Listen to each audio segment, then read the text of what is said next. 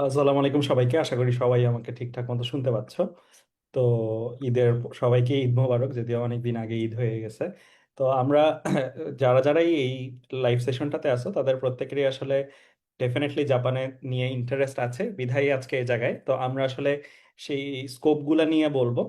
ফাতমি ভাই আমাদের সাথে আছেন, উনিও বলবেন যে জাপানে আসলে কেন এই মুহূর্তে টার্গেট করাটা পারফেক্ট, এবং ওভারঅল যেন একটা গাইডলাইন পাও। আর আরেকটা গুড নিউজ তোমাদের সবার জন্য, ফাতমি ভাই কিন্তু এখন বাংলাদেশে আছে। দ্যাট মিনস তোমরা যদি কেউ চাও আসলে সামনাসামনি এসেও কথা বলার, মানাবী অফিসে এসেও আসলে কথা বলতে পারবা। তো আমি একটু আমার পার্সপেক্টিভ থেকে বলি, তারপর হচ্ছে তোমরা মানে বুঝতে পারবে আসলে কেন ভাইয়ারা এইটা নিয়ে হঠাৎ করে কাজ করা শুরু করছে। দেখো, তোমরা যারা এসিএস এ আমাদের কাছে পড়ছো বা পড়তেছো, তাদের প্রত্যেকেরই আসলে একটাই গোল, চান্স পাওয়া না, কিন্তু চান্স পাওয়াটা হচ্ছে একটা বড় অবজেক্টিভের একটা ছোট স্টেপ। সেটা হলো, বড় অবজেক্টিভটা হলো তোমাদের ক্যারিয়ার গতভাবে যেন একটা ভালো ফিউচার তোমরা লিড করতে পারো। তো আমরা অলরেডি এসিএস এ অনেক স্টুডেন্টসদের অ্যাকচুয়ালি ভালো ভালো বিশ্ববিদ্যালয়গুলোতে, মেডিকেল কলেজগুলোতে চান্স পাওয়ার ক্ষেত্রে ভূমিকা রাখছি, বাট যেটা বাস্তবতা সেটা হলো ওইটা আসলে অনেক ক্ষেত্রেই অনেক স্টুডেন্টসরা ভাবে যে ভালো বিশ্ববিদ্যালয়ে যাওয়ার পরেই ক্যারিয়ারটা সেটেল হয়ে গেছে, আসলে কিন্তু একবারেই তা না। তোমরা নিজেরা যারা এখন ইউনিভার্সিটিতে আছো, তারাও এই লাইফটাতে কয়েকজন জয়েন করছো, তোমরা নিজেরা এখন বুঝতেছো যে আসলে ইউনিভার্সিটিটা ক্যারিয়ার গতভাবে তোমাকে সবকিছু সেটেল করে দিবে না। ইনফ্যাক্ট বাংলাদেশের বর্তমান যে চিত্র, পপুলেশন ওয়াইজ, তারপরে স্কোপ বা অপরচুনিটি ওয়াইজ, সত্যি কথা যারা ইঞ্জিনিয়ারিং লাইন বা অন্যান্য জেনারেল লাইনে আছো তাদের ক্ষেত্রে কিন্তু চাকরির সুযোগটাও খুবই সীমিত।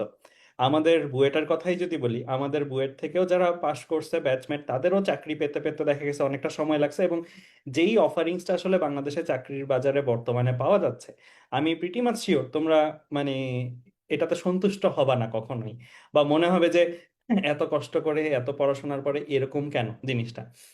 তো এগুলো তো সব হচ্ছে খারাপ দিকগুলো বললাম, বা যে জায়গাগুলোতে আমাদের অপরচুনিটির অভাব সেটা বললাম। But on the other hand, বাইরের দেশে কিন্তু সুযোগগুলো সম্পূর্ণই ভিন্ন। ফাতমি ভাই একটু পরেই শেয়ার করবেন যে জাপানে একটা ছেলে বা মেয়ে, সে ইউনিভার্সিটি থার্ড ইয়ারের ফাইনাল সেমিস্টারে থাকাকালীনই সে তার চাকরির জন্য বিভিন্ন জায়গায় ইন্টারভিউ ফেস করে, ফোর্থ ইয়ারে থাকতে থাকতে তার চাকরি হয়েও যায়, এবং পাশ করার পরই সে চাকরিতে জয়েন করে ফেলে। অথচ বাংলাদেশে তুমি বিসিএস এর চিত্রটা দেখো, 2.5 থেকে 3 বছর লেগে যায় আর কি পুরো জার্নিটাতে। অথচ জীবনের সবচেয়ে প্রাইম টাইম ছিল ওই টাইমটা। আর অন্যান্য জবের ক্ষেত্রেও অনিশ্চয়তার একটা বিষয় থাকে। তো এই যে জাপানের একটা এক্সাম্পল আমি বললাম, সেখানে প্রতি একজন ফ্রেশারের জন্য বের হওয়ার পরে তার জন্য জব ওপেন থাকে দুইয়ের অধিক। অর্থাৎ একজন মানুষ বা জব তার চয়েস করার মতন পার হেড 2টার অধিক জব অ্যাভেলেবেল আছে। সো এটা কিন্তু বাংলাদেশে আসলে মানে একটা অবশ্যম্ভাবী কল্পনা। তো আমরা চাই যেটা, যে এই অপরচুনিটি গুলা তোমাদের জন্য ওপেন করে দিতে। সত্যি কথা, আমি যখন বুয়েটে জয়েন করছিলাম বা বুয়েটে পড়াশোনা করছিলাম, তখন আমারও একটাই অবজেক্টিভ ছিল যে ক্যারিয়ারগতভাবে ভালো কিভাবে কিছু করা যায়, কিভাবে যায়। তো এই রিলেটেড গাইডলাইন গুলো এত অভাব বাংলাদেশে, স্পেশালি বাইরের দেশ রিলেটেড।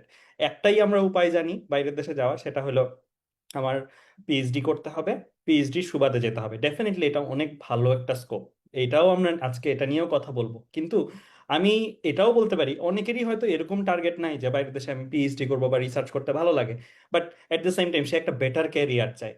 তাদের জন্য কিন্তু জাপানের যে স্কোপগুলো নিয়ে আলোচনা করবো সেটা একদম পারফেক্ট। অর্থাৎ তুমি বাইরের দেশে যেতে চাচ্ছ, ভালো একটা ক্যারিয়ার চাচ্ছ, এট দ্য সেম টাইম তুমি ধরো পড়াশোনা করতে চাচ্ছে না, বা তোমার ধরো রিসার্চ ভালো লাগতেছে না, সেই সুযোগগুলো কিন্তু জাপানে ওপেন আছে, যেটা হচ্ছে সরাসরি চাকরির সুবাদে যাওয়া।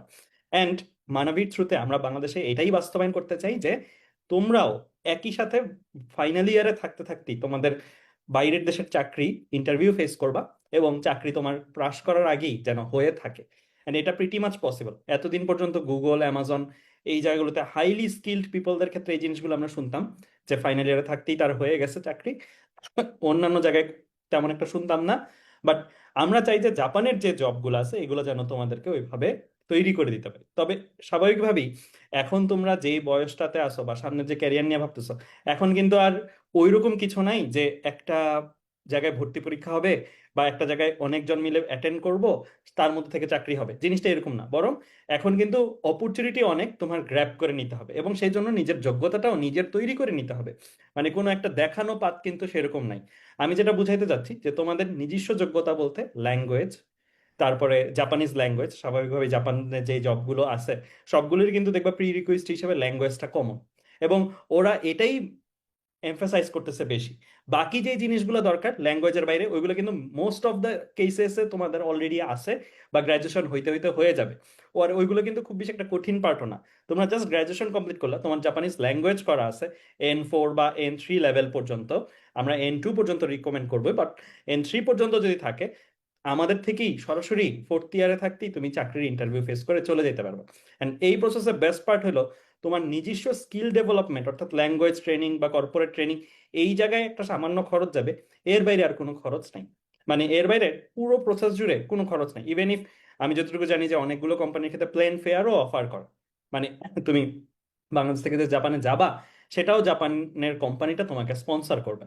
সো আমরা ওই গ্লোবাল ক্যারিয়ারগুলি আসলে ওপেন করতে চাই আমাদের, বিশেষ করে এইচএস এর যারা স্টুডেন্টসরা আছে তাদের জন্য।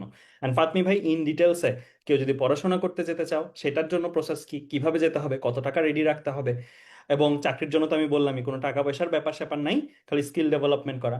এবং হায়ার স্টাডিজেও কেউ যদি যেতে চাও সেটা নিয়েও ভাইয়া কথা বলবেন। তো আমার একটাই জাস্ট বিষয়, আমি যদি বলি যে কি পরিমাণে আমরা চাচ্ছি যে তোমাদেরকে নিতে, আমি নিজেও আগস্ট মাসে মুভ করতেছি জাপানে, এবং আমার টার্গেট এটাই যে জাস্ট একটা টিপিক্যাল এজেন্সির মতন যদি হইতাম তাহলে হয়তো বাংলাদেশে বসে স্টুডেন্ট পাঠাইতাম বা বলতাম যে এভাবে এভাবে যাও বা এই জিনিসটা করো।